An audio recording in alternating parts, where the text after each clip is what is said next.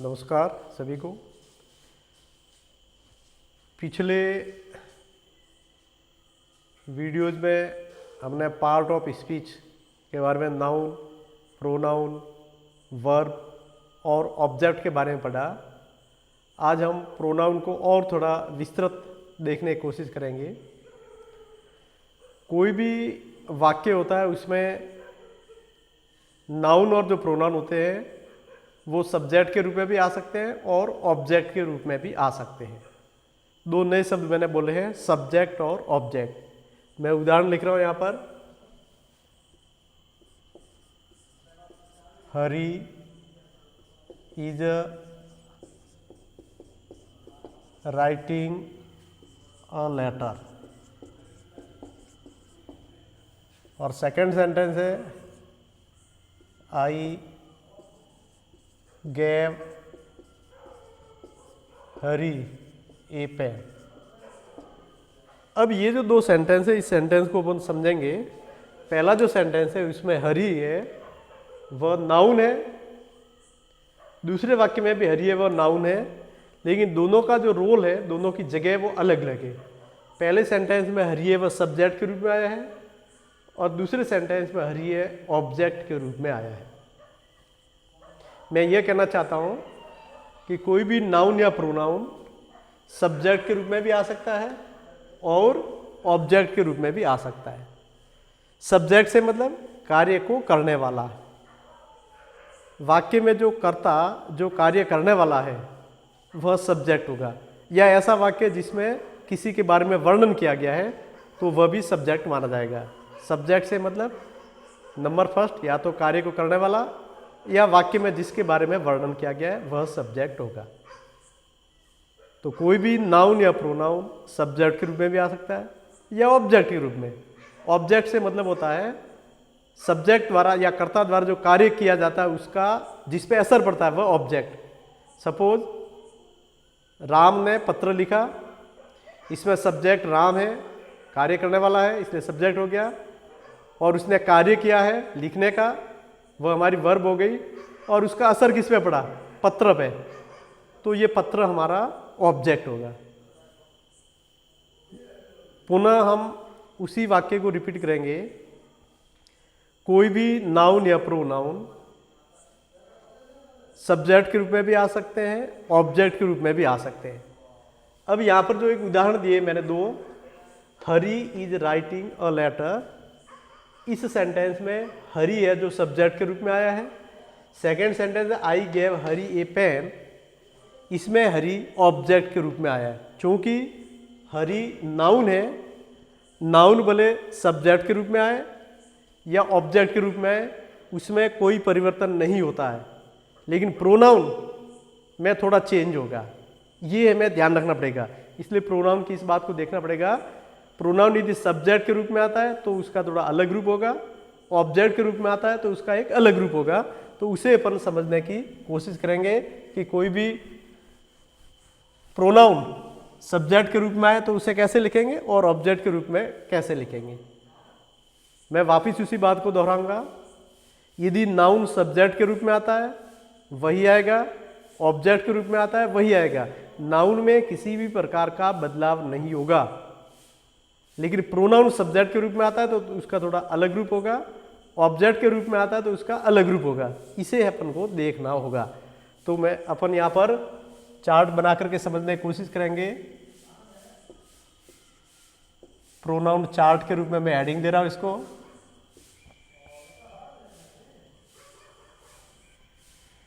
यदि कोई भी सब्जेक्ट के रूप में आ रहा है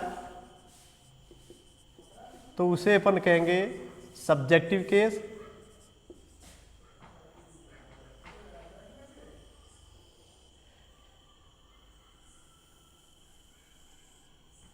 ये जितने भी अपन ने लिखा है, आई लिखा है यह सब्जेक्टिव केस है, वी लिखा है यह भी सब्जेक्टिव केस है।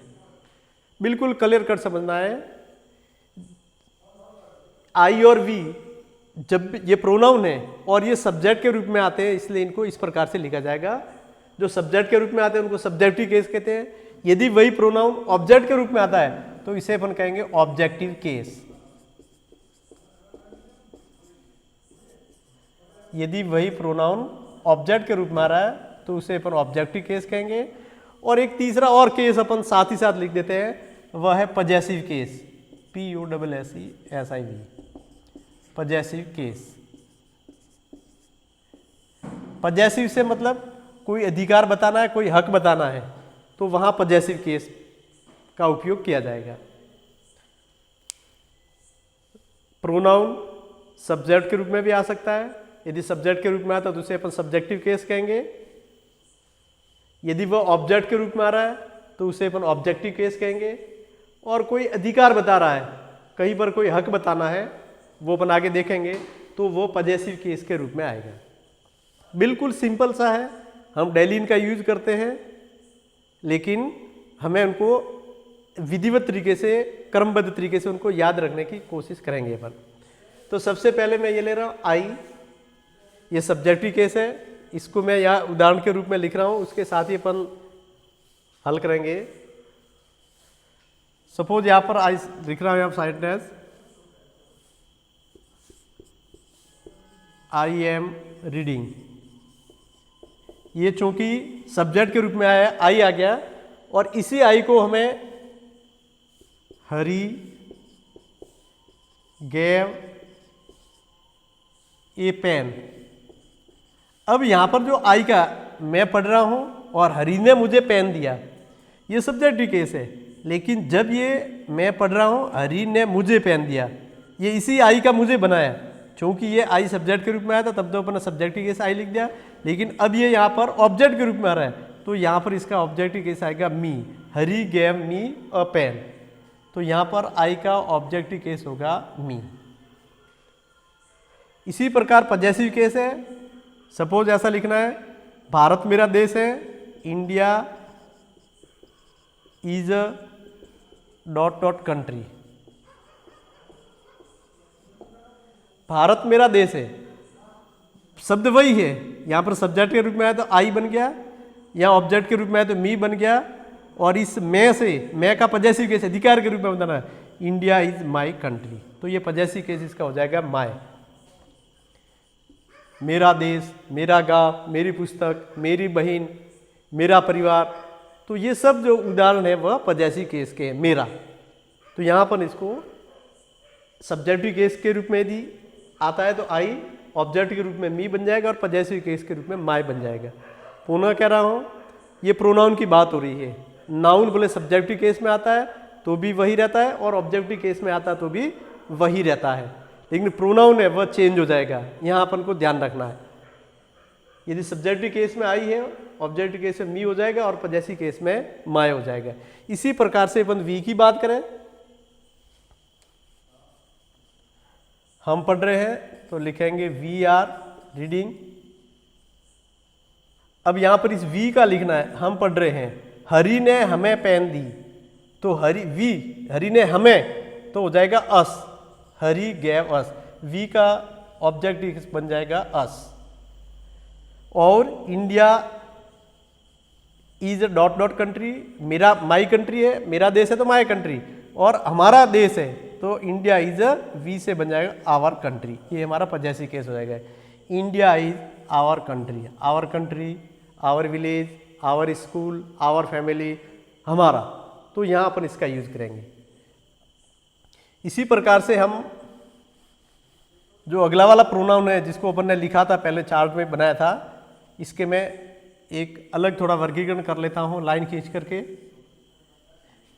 एक प्रोनाउन है हमारा यू, सब्जेक्टिव केस में आता है यू आएगा, और जब अपन ऑब्जेक्टिव केस में लिखेंगे तो भी इसका ऑब्जेक्टिव केस भी यू आएगा। उदाहरण के लिए,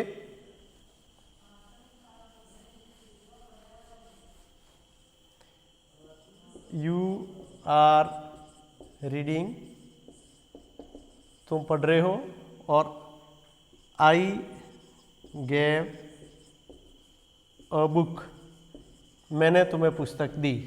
अब यहाँ पर यू आर रीडिंग, तुम पढ़ रहे हो, और मैंने तुम्हें पुस्तक दी, तो आई गैव यू अ बुक, इसका ऑब्जेक्टिव केस भी यू ही आएगा। और पजेसिव केस लिखना है, भारत तुम्हारा देश है,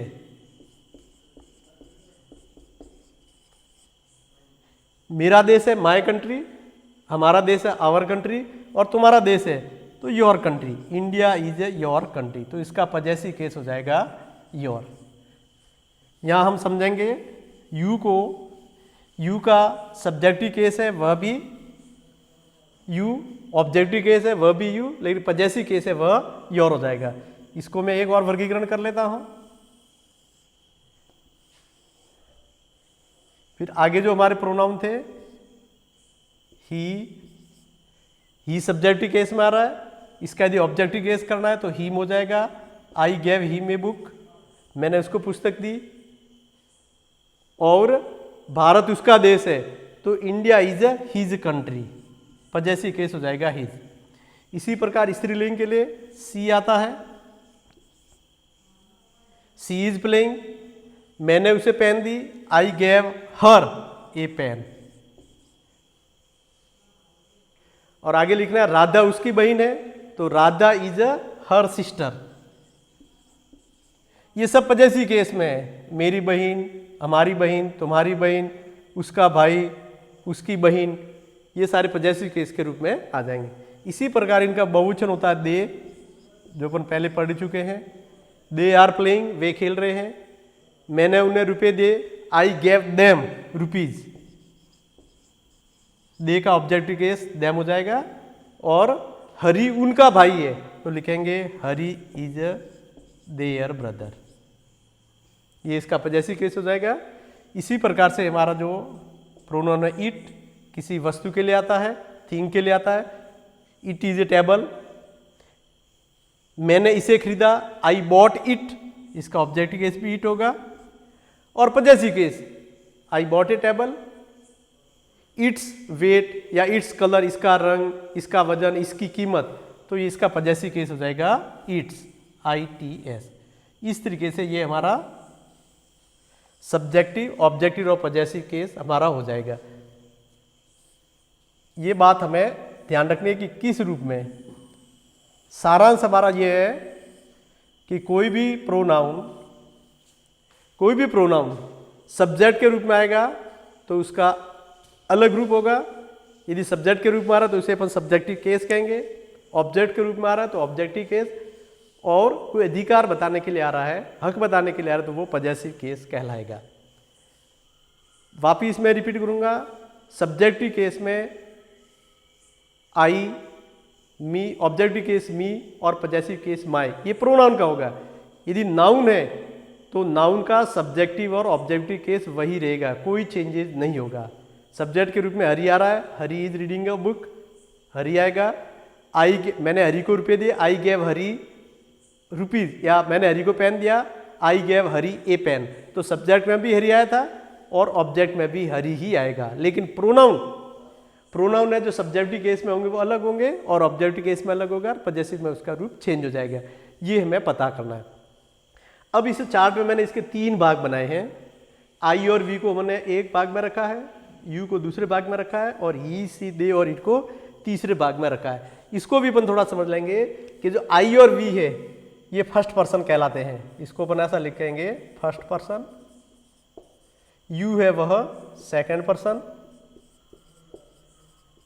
और ही, सी, दे और इट है ये थर्ड पर्सन कहलाते हैं। ये भी हमें थोड़ा ध्यान में रखना चाहिए। I, we first person, you second person, he, she, they और इट थर्ड पर्सन। इसको अपन समझने के लिए ऐसा भी कह सकते हैं, जिसमें बोलने वाला शामिल है वह फर्स्ट पर्सन, जिसमें सुनने वाला शामिल है वह सेकंड पर्सन, और जिसमें न बोलने वाला और न सुनने वाला शामिल है वह थर्ड पर्सन गिना जाएगा।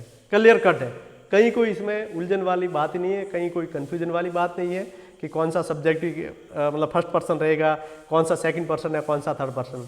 थोड़ा सा अपन मन में विचार करेंगे, हम हमारे दिमाग पे जोर लगाएंगे।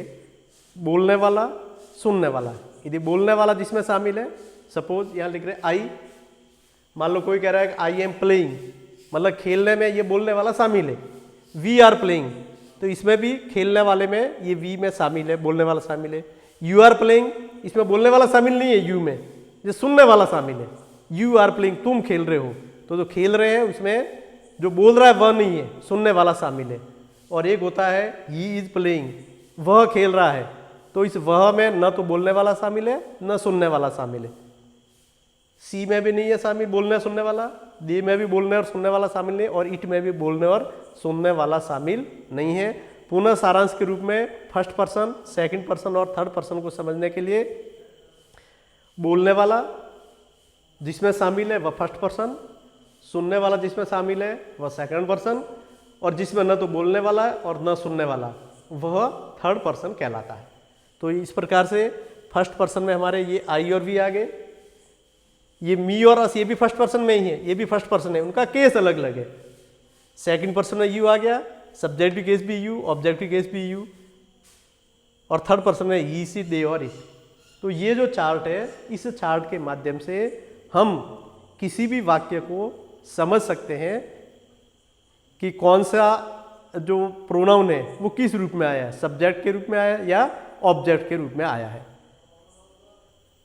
इस चार्ट को आप देख लीजिए, थोड़ा सा भले लिखना चाहे तो इसको लिख भी लीजिए। मैं केवल एक उदाहरण देकर के आज के लेसन को समाप्त करूंगा। जैसे मैं एक वाक्य लिख रहा हूं,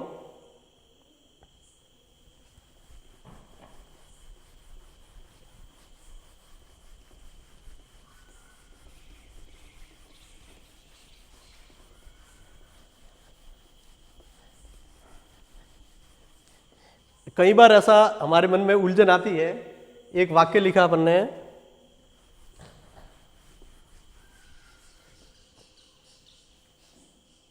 मुझे घर जाना है, और इसकी अंग्रेजी होती है I have to go home. एक हमारा वाक्य लिखा है, हरी ने मुझे पेन दिया। इसकी अंग्रेजी होगी हरी गैव मी अ पेन। अब कई बार हमारी ये कन्फ्यूजन होता है कि यहाँ पर जो मुझे शब्द है, इस मुझे के लिए अपन ने आई लिखा है, और यहाँ पर जो मुझे शब्द है इस मुझे के लिए अपन ने मी लिखा है। ऐसा कई बार कन्फ्यूजन होता है, मुझे के लिए यहाँ पर आई लिखा और मुझे के लिए यहाँ पर मी लिखा। तो अब शायद ये कन्फ्यूजन हमारे नहीं रहेगा, क्योंकि अपन कह सकते हैं ये जो सेंटेंस है इसमें मुझे है वो सब्जेक्टिव केस में आया है, इसलिए आई लिखा है, और ये जो हरी ने मुझे पेन दिया इसमें मुझे है वो ऑब्जेक्टिव केस में आया है, ये ऑब्जेक्ट के रूप में है, इसलिए अपन ने मी लिखा है। तो ये कन्फ्यूजन इस प्रकार का नहीं होना चाहिए। हमारे जो सब्जेक्टिव और ऑब्जेक्टिव केस यदि हमारे को कंसेप्ट क्लियर है तो ये कन्फ्यूजन नहीं आएगा कि मुझे के लिए यहाँ आई और ये मी क्यों आया। तो इस तरीके से हम इस चार्ट को थोड़ा समझ लेंगे, याद करेंगे। आज अपन यही इसको खत्म करते हैं, अगली बात अपन अगली वीडियो में लेंगे। धन्यवाद।